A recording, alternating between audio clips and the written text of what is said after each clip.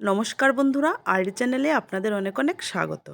আজকে আমি আপনাদের সঙ্গে একটা ব্লগ ভিডিও শেয়ার করব। তো আমাদের বাড়িতে পুকুর আছে, যারা আমার আগের ভিডিওগুলো দেখেছো তারা অবশ্যই দেখে বুঝতে পারবে। তো আমার এই চ্যানেলটি আমি রান্নাবান্না আর ব্লগ নিয়ে খুলেছি। তো আমি ব্লগ বেশি একটা দিতে পারি না, আমি বেশিরভাগই রান্নাবান্না শেয়ার করি। তো আমার ভিডিওগুলো যদি তোমাদের ভালো লেগে থাকে তাহলে অবশ্যই আমার চ্যানেলটিকে লাইক করবে, শেয়ার করবে আর একটা কমেন্ট করে কিন্তু অবশ্যই জানাবে।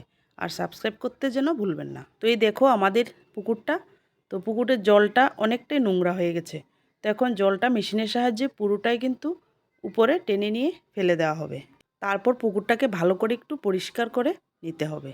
তো তার জন্য পুরোটা জলই কিন্তু একেবারে মেশিনের সাহায্যে ফেলে দেওয়া হবে।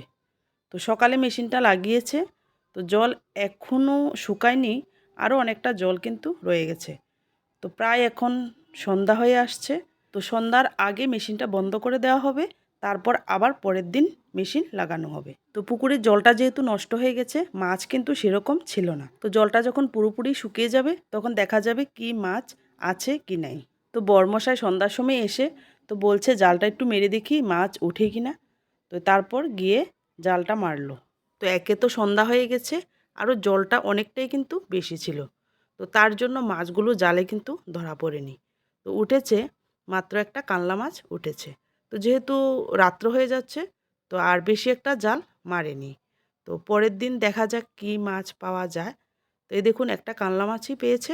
তো বরমশাই বলছে মাছ আছে, কিন্তু রুই কাতল এসব টাইপের কোনো মাছ নেই, যদি থাকে ওই জিওল মাছগুলোই আছে। তো যেহেতু জিওল মাছ আছে, জাল মারার সাথে সাথে এগুলো কাদার নিচে ঢুকে যাচ্ছে।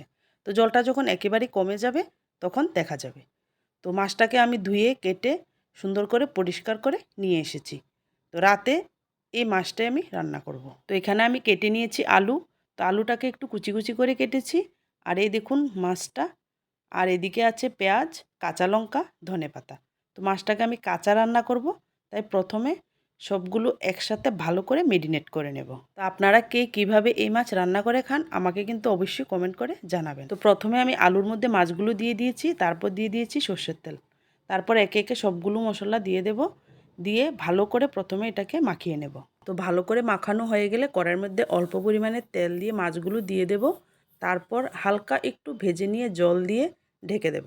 তো যখন আলু আর মাছ ভালোভাবে সেদ্ধ হয়ে যাবে আর ঝোলটা অনেকটা শুকিয়ে যাবে, তো গরম গরম ভাতের সাথে সার্ভ করে নেন। তো আপনারাও এই মাছগুলোকে এভাবে রান্না করে খেয়ে দেখবেন, খেতে কিন্তু দারুণ হয়। তো আজকে কিন্তু একটা মাছই পেলো, যেহেতু সন্ধ্যা হয়ে গেছে।